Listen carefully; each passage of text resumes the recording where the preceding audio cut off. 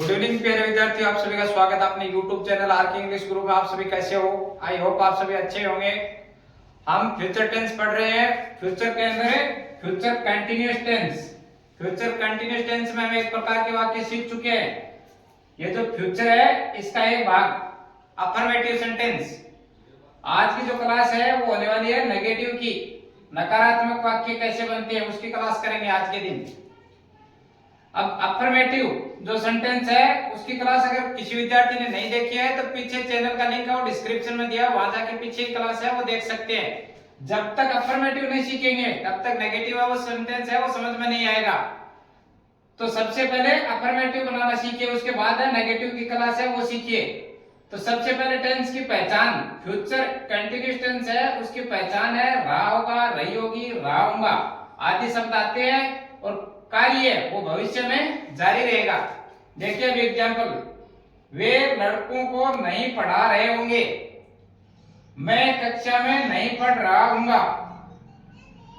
Future continuous tense में कार्य है वो भविष्य में भी जारी रहेगा।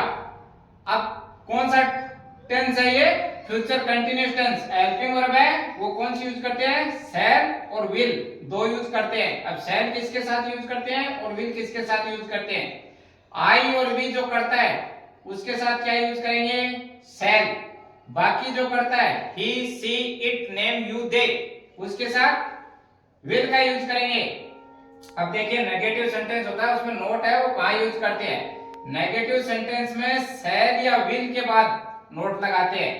कहां पे लगाते हैं?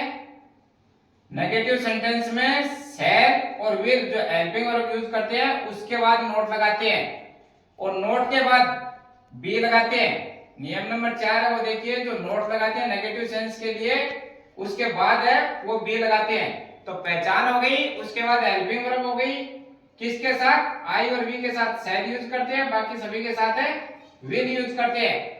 अब नोट कहां लगाते हैं? नेगेटिव सेंटेंस में शैल और विल के बाद है 3 नंबर पे नोट लगाएंगे और नोट के तुरंत बाद क्या लगाएंगे?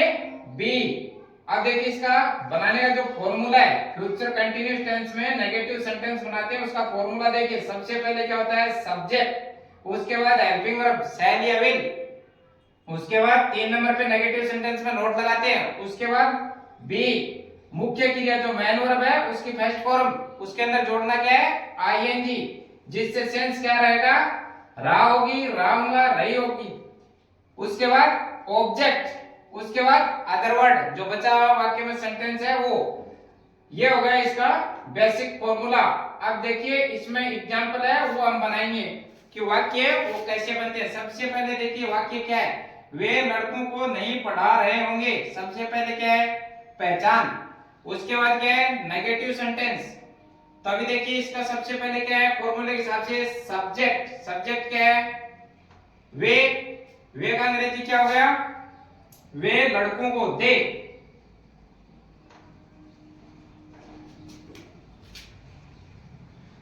आगे क्या है?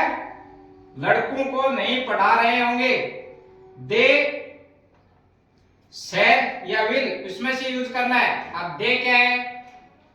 सिंगुलर है या प्लुरल नाउन है? इसमें से देखिए किसके साथ कौन सा यूज करते हैं? आई और वी के साथ तो क्या करते हैं? शैल। बाकी के साथ सभी के साथ क्या करेंगे? Will, they will. उसके बाद क्या है? नेगेटिव सेंटेंस है तो नोट उतार दिया। नोट के तुरंत बाद क्या है? बी लगाना है। अब क्या है? मुख्य क्रिया की फर्स्ट फॉर्म के अंदर आईएनजी। अब पढ़ा रहे होगा, टीच। उसमें जोड़ना क्या है? ING, teaching. उसके बाद क्या है? ऑब्जेक्ट, लड़कों, दे बॉयज। लास्ट में फुल स्टॉप। तो अपना सेंटेंस रहेगा they will not be teaching the boys. वे लड़कों को नहीं पढ़ा रहे होंगे। ये हो गया अपना सिंगुलर का। अभी देखिए मैं कक्षा में नहीं पढ़ रहा हूंगा। सबसे पहले क्या है? टेंस की पहचान। उसके बाद क्या है? Negative sentence. तो सबसे पहले क्या लिखा है? नेगेटिव सेंटेंस का फॉर्मूला क्या है? सब्जेक्ट मैं का अंग्रेजी क्या हो गया? आई।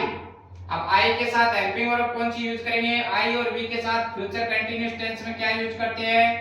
शैल। आई शैल। उसके बाद क्या है? नेगेटिव सेंटेंस है तो फॉर्मूला के हिसाब से नोट को उतार दिया। उसके बाद क्या है? फ्यूचर कंटीन्यूअस टेंस में बी लगाती है नोट के बाद। अब मुख्य क्रिया जो मेन वर्ब है उसकी फर्स्ट फॉर्म, पढ़ रहा हूंगा। पढ़ना का अंग्रेजी क्या होता है? रीड।